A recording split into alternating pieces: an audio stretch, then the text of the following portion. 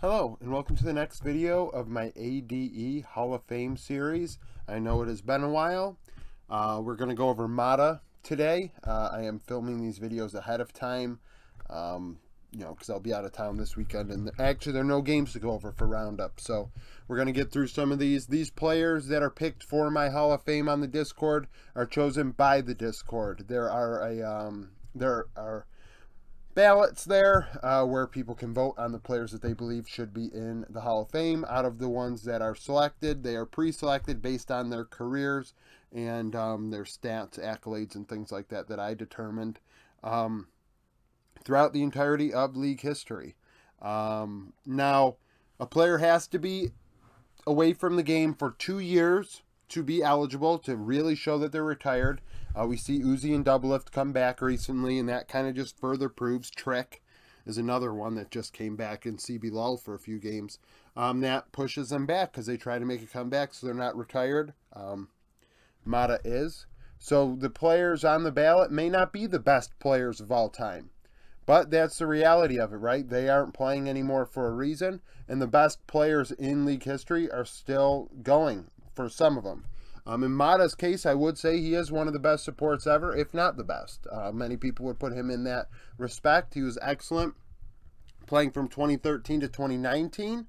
He put up 253.24 Hall of Fame points. That is the accumulation of stats plus accolades that I hand out throughout players' careers. I went through all the way since day one, League of Legends, Esports, to present day. His most played Thresh, he has more Thresh games than anybody in the history of League, according to Leaguepedia. These stats are from Leaguepedia as well as GOL.GG, so Games of Legends. So most Thresh games, second most Braum games all time. Only Mako has more Braum games than MATA. And then Alistar was his third most played, 7th all time. Those three champions account for 41% of his games played over his career, according to Leaguepedia. So 2 out of every 5 games were one of these 3 champions for MATA. In terms of highest win rate, I picked champions that he played at least 20 times, so the sample size is okay. First is Janna. Janna, he had a 72% win rate, which was 4th all time. Thresh, second, 72% as well, 5th all time. So out of players that played at least 20 games of the champion, he's 5th win rate on Thresh, 4th on Janna, and then his third highest win rate champion is Leona at 68%, which is 3rd all time. Hung is above him, actually, which is kind of crazy. Hung has played quite a few Leona games over his career and has a crazy win rate on it. I was shocked to see that. Highest KDA, first, Janna, 7.64. That is second amongst supports all time. His second highest win rate, KDA, is Rakan, 5.43, which is 5th. And then third is Nami, 4.18, which is 12th. So a little drop off there. Is Nami only 12th all time, but his third best KDA champion.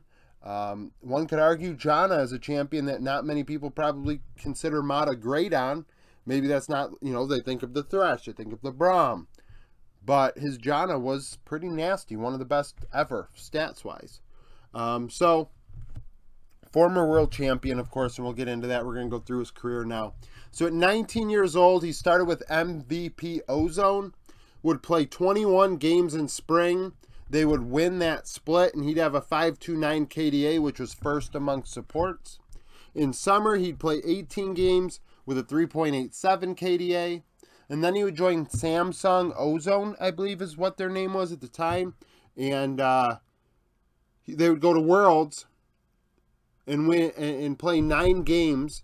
I believe that's Worlds that I have on here.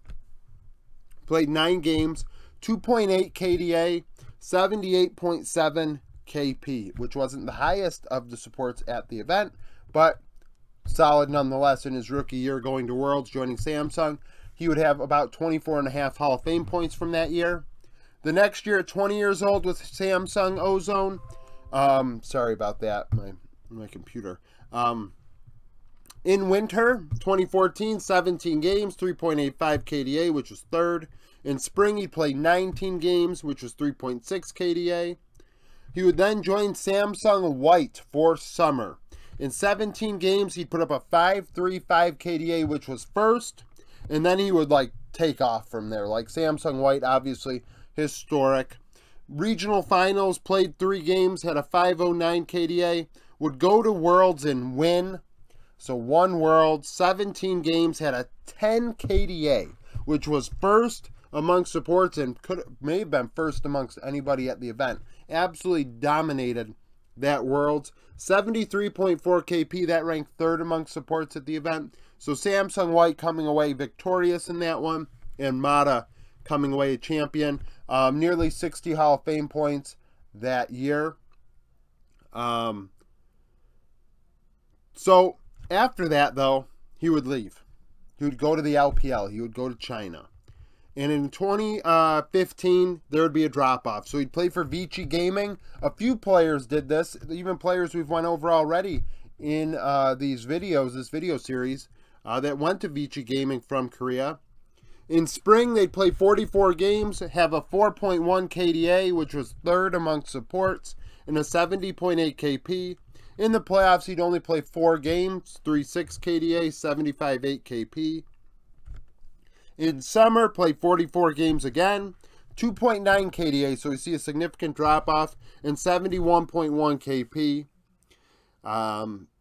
The playoff run was a little longer. Mata would play in 13 games with a 4.5 KDA and an 82.7 KP, so over 4 out of every 5 kills he's involved in, which is much higher than the clip he was in summer. And only 11.26 Hall of Fame points that year.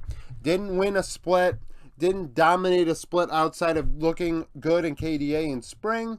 Of course, eye test is a thing. I'm sure a lot of people will say he's deserved to be in the first. You know, people usually comment on this like, oh, he should have been already in, or this player should be in, or that. Vote on the Discord if you have an opinion. There aren't many people that are voting anymore, so your vote will really matter. And, you know, that's the best way to make your opinion known instead of just typing in the comment section. In 2016, 2016, Mata would join RNG and play 36 games in spring and win spring with RNG. 4.1 KDA, which ranked second, 65.4 KP.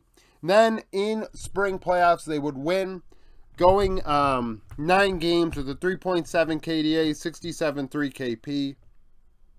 This would earn him a trip to MSI, and in 14 games, he had a 3.4 KDA, which was third at the event, and 61.5 KP, so very low KP, 3 out of every 5. I believe he was alongside Uzi with RNG at this time, so that is, you know, we know that is one of the best bot duos of all time, Uzi Mata. In summer, he would return and win the regular season with 40 games played and second in KDA at 4 KDA. 72.3 KP, which would be the highest of the season for him. In 8 games in playoffs, they'd put up a 2.3 KDA, 66 KP. So dropped off in playoffs, still was able to go to Worlds, and in 10 games hit a 2.8 KDA and a 66.7 KP. This would result in 58.22 Hall of Fame points, went to both international events, won multiple splits, did well.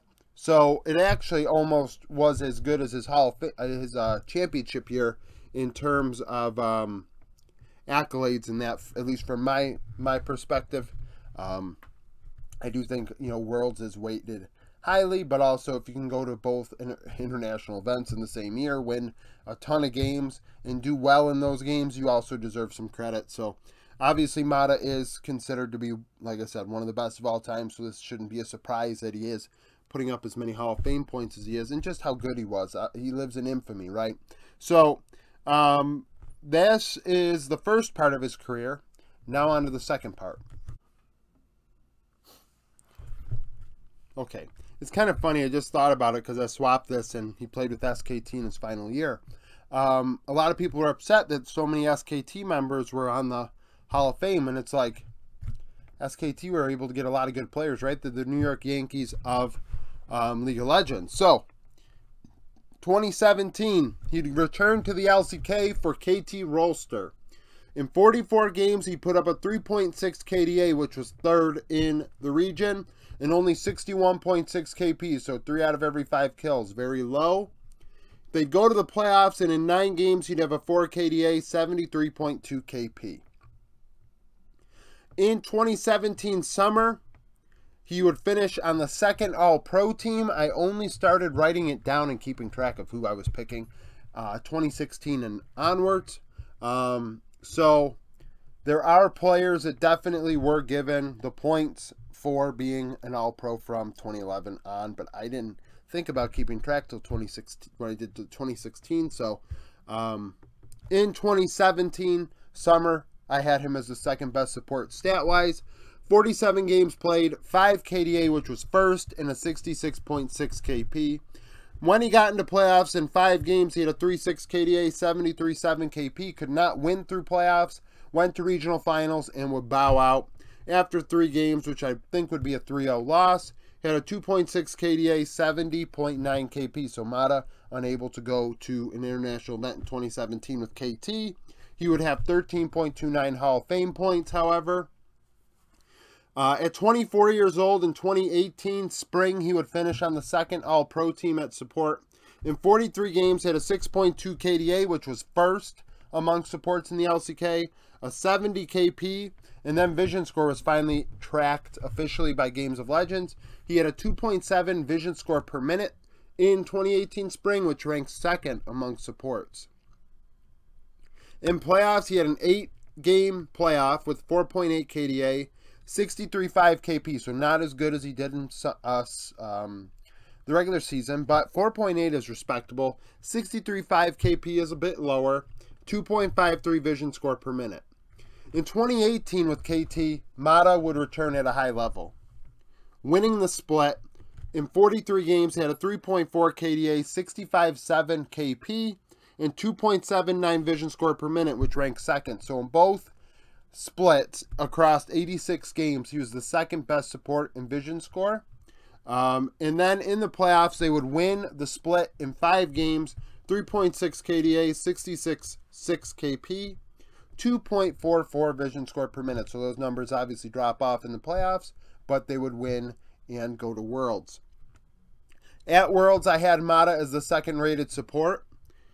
In 11 games, he had a 3.9 KDA, which ranked third, a 74.3 KP, which was higher than, let me look.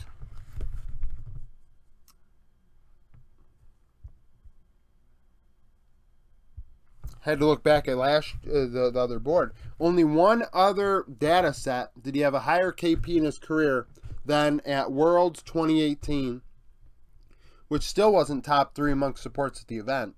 And then a 2.62 vision score per minute, which ranks second. So vision score, once again, very high for Mata. Mata able to find ways to, properly ward. And that got him second on the All-Pro team at the event. 37.84 Hall of Fame points. In 2019, SKT, so Mata's final year at 25 years old, had a 44-game split, 3.9 KDA, 64 KP, 2.48 vision score per minute. They would not win the regular season, but would win the playoffs. In 6 games, he stepped it up with a 5.1 KDA, 72.1 KP, 2.78 vision score per minute, and this would lock them a chance at MSI. At MSI in 15 games, he had a 4.2 KDA, which was first among supports, but a 58.7 KP, so under 3 out of every 5 kills he was involved in. This was the lowest KP of his career, and from that point on, he put up really lackluster numbers in that department and eventually would lose his job from what it looks like to me. 2.4 KDA, which was third. In 2019 summer, in 16 games, he had a 3.3 KDA, a 64.3 KP, 2.66 vision score per minute. So he went from MSI playing a bunch of games to in summer, he started getting benched and started losing his job. And then at Worlds, he only played twice. To end his career, I do believe a player ending their career at Worlds is probably the right place to do it, at the top of your game, or at least at the pinnacle of your esport. Had a 2.9 KDA, 62.5 KP, 2.7 vision score per minute. He would get 48.27 Hall of Fame points due to their MSI results from 2019. I mean, they finished very highly, I believe, so maybe even second that year, or maybe won it. Honestly, I don't think he won an MSI, unless I just misread the tournament results on Leaguepedia. But either way, Mata is one of the best of all time. He lives in infamy. We all know it. I think not many people are going to argue his presence on here. His Thresh and Braum are going to be, you know, remembered forever. I think he's on a broadcast now with Riot, so he is still involved. And, yeah, so thank you for watching this video. If you liked it, like it. Subscribe to the channel for daily League of Legends content. Follow me on Twitter, join the Discord, become a YouTube supporter, and I hope to see you again tomorrow.